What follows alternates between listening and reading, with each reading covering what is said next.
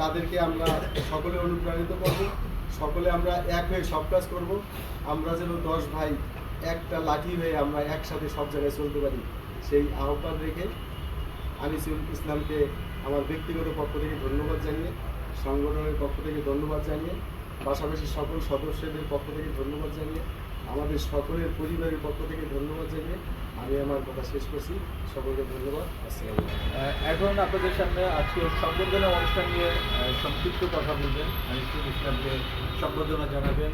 আমাদের নবীন জনকল্যাণ সংস্থার সম্মানিত সহসভাপতি আনিসুল ইসলাম ভাইকে সম্বোধন অনুষ্ঠানের সম্মানিত সভাপতি, নবীন জনকল্যাণ সংস্থার কার্যনির্বাহী কমিটির সম্মানিত সদস্য জনাব নুরুজ্জামান ভাই উপস্থিত আছেন।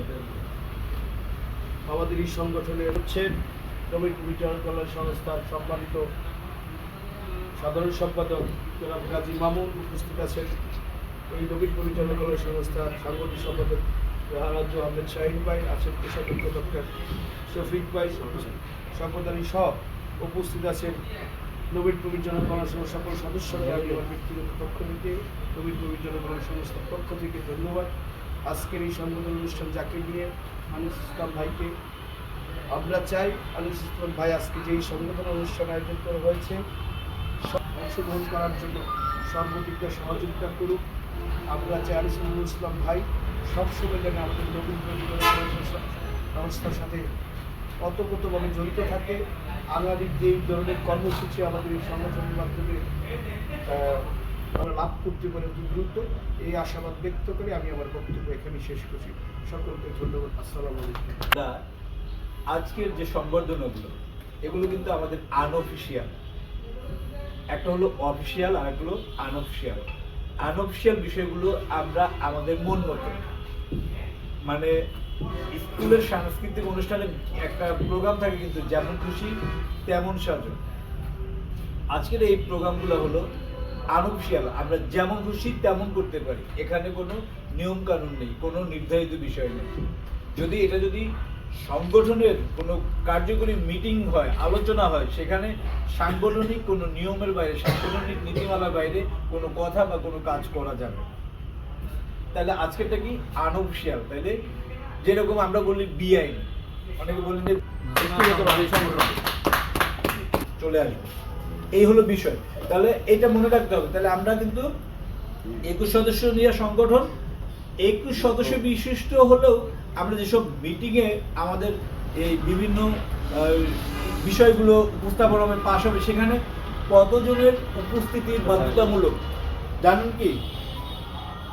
যদি কোনো কিছু পাশ করতে হয় ন্যূনতম 15 জন থাকতে হবে। কতজন?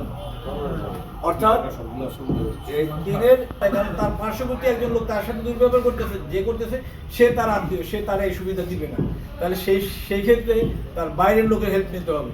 সিদ্ধান্তটা তৈরি করতে চাই আমাদের এখান থেকে কেউ যাতে কারো সাথে ব্যবধান তৈরি করতে না পারে।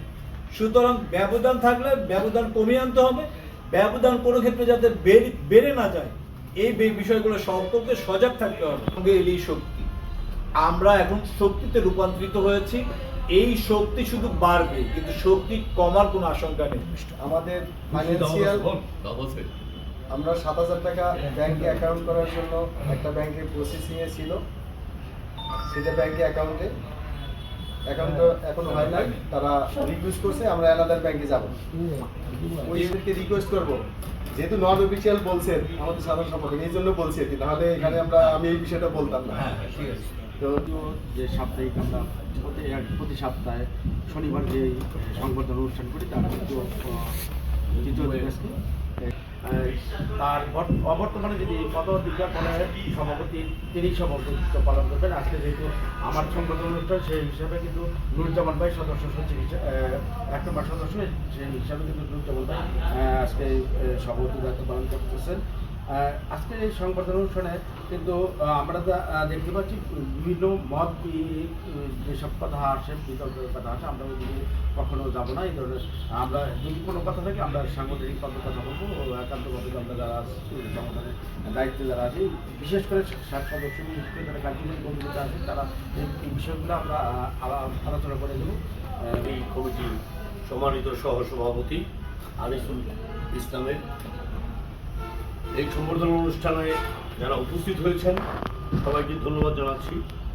সেই সাথে আপনাদের আশ্বস্ত করার জন্য বলছি যে এই সংস্থার কাজ খুব দ্রুত এগিয়ে যাচ্ছে এবং আমরা প্রতিটি ক্ষেত্রে খুব স্বচ্ছতার সহিত কাজ করে যাচ্ছি।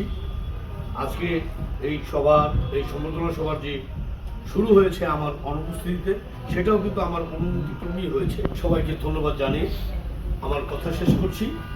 আর সেই সাথে আমাদের আগামী শনিবারে যে ম্যারাথন আমাদের সম্বর্ধনা অনুষ্ঠান চলছে, আজকে মাত্র আরও 4টি ভাই, ওনাকে এই দুজনকে অনুরোধ করব আমাদের ইতিমধ্যে যেই সদস্যবৃন্দ আমাদের সাথে যুক্ত হয়েছেন, আগামী অনুষ্ঠানে যেন আমাদের প্রত্যেক সদস্যকে আমরা উপস্থিত থাকতে পারি। প্রয়োজন বোধে আমরা এই গত 3টা গ্রুপে দিয়ে